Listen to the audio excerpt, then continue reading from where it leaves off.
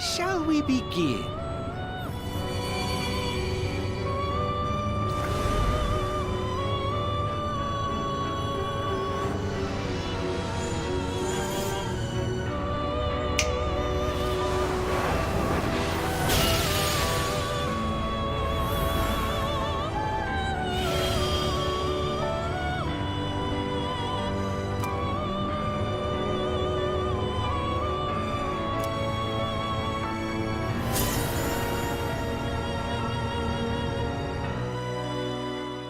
Shin Megami Tensei Persona 3 is a turn-based JRPG that takes place in Japan.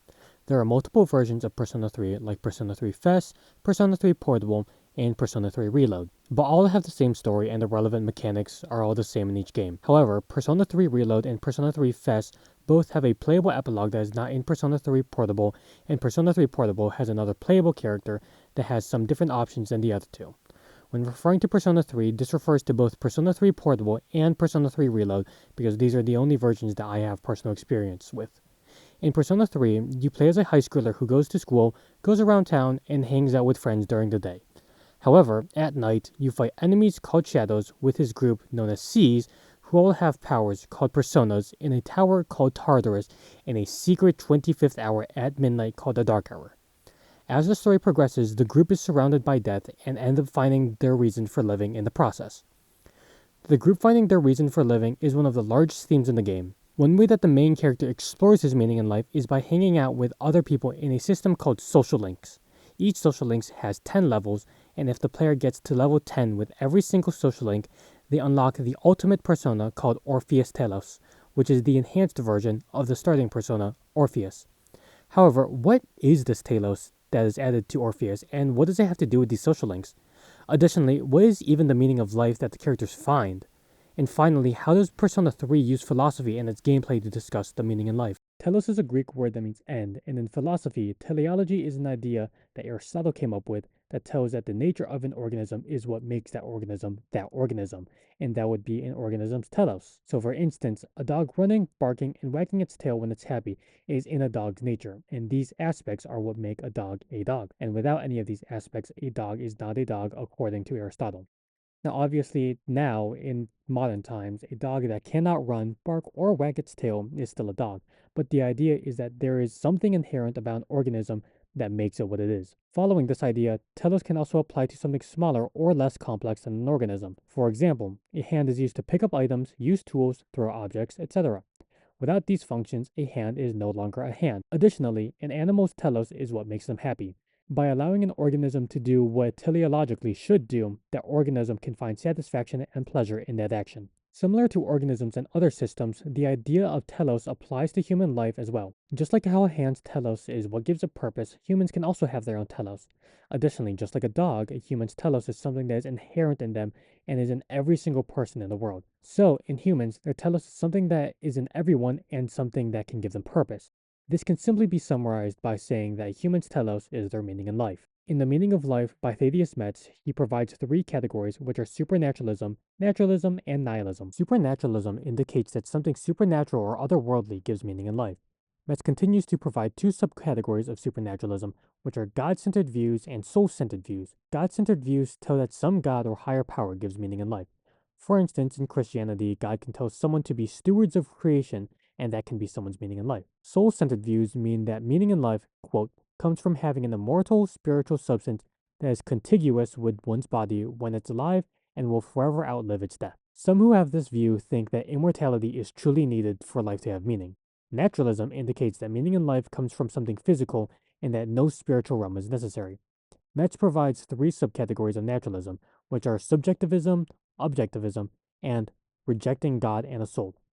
Subjectivism tells that meaning in life is subjective and is dependent on the life experiences of each individual person. For instance, a working person who is successful may find that their meaning in life is to continue to be successful. Objectivism tells that there is something that all people can find meaning in. In other words, there is only one truth to find meaning in life for all people. Finally, rejecting God and the soul indicates that life would have more meaning without God or a soul. The rationale behind this is that since God is above humanity, he is in charge of us, which eliminates some sense of free will. So, what is Persona 3's answer to life's greatest question? Well, the answer can be phrased in many different ways, but I think the most succinct way would be that the meaning in life comes from being able to make a positive change in the world. A positive change doesn't really have to be anything grandiose like saving a life or giving someone $1 trillion, but can be as simple as making someone smile when they're having a bad day. Furthermore, while one might think that the world refers to the whole universe, the world can be as simple as just one person or even a plant. Persona 3 shows this message in several ways. One of those ways is in the aforementioned social links. During social link events, the player hangs out with someone and experiences the dialogue between the main character and that other person. Social links were introduced in Persona 3, and the game took advantage of this new system to tell some emotional stories to send a message. Throughout each social link, the player finds out more about each character, their struggles, and usually their resolution. One of the most highly rated social links in the series is with Akinari Kamiki, known as the Dying Young Man. In this social link, you talk with Akinari, who is a very sick man because of a chronic genetic respiratory disease. The main character sits with Akinari and listens to him talk about him being really sick and how he honestly just wants to die. However, over time, his thoughts about his life change and how he wants to live long enough to finish a book that he's writing. His book is about a pink alligator who can't hunt because he stands out too much, and a little bird who can't fly, and they both become friends. One day, the alligator passes out and accidentally eats the bird in their sleep and ends up crying so much that they just drown in their tears. However, the tears created a beautiful sparkling lake that other animals went to for food and relaxation. After telling the story, Akinari says this. The end. That's the ending I decided on. Even though the alligator didn't find meaning in his life, the residents of the forest did. They just didn't realize it. The meaning of my life isn't something I should spend my time on. It's more about how I was able to affect others. So, for me, or you, or anyone, just simply existing gives our lives meaning. People can't survive without help from others. We all depend on one another. While having a straight answer to his meaning in life is not that important, Akinari still found something to live for. At the end of his life, he wanted to share his story about what it means to live and why people should help others. Akinari shares his story about how to make a positive change in the world.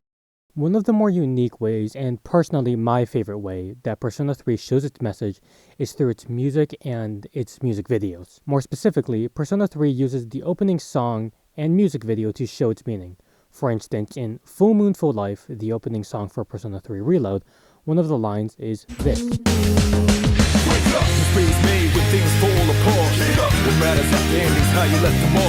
What matters after ending is how you left a mark. Regardless of if your life was full of suffering or if you lived comfortably in a huge house, none of that matters once you're dead. The only thing that matters after your death is how you change the lives of others, or in other words, how you change the world. Additionally, in the opening music video for Persona 3 Portable, there's a quote that says, "To live is to change, and to choose something new."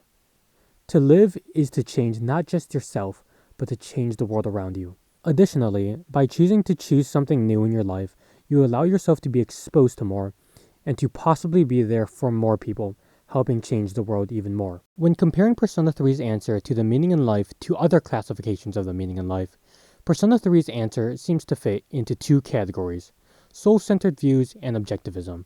Since Persona 3's answer talks about making a change that outlasts your death, there is a relationship to a soul-centered views, except that it does not assume immortality. This is where Persona 3's answer fits into objectivism.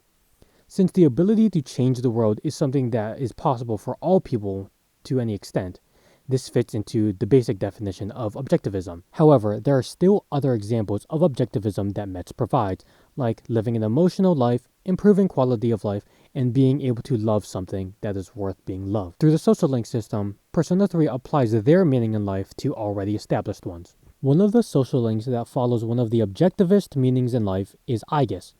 Aegis is a robot girl who is designed to fight the shadows in the game and is part of SEES. Because she is a robot, she naturally has no emotions, and all of her actions are based on logic and reason.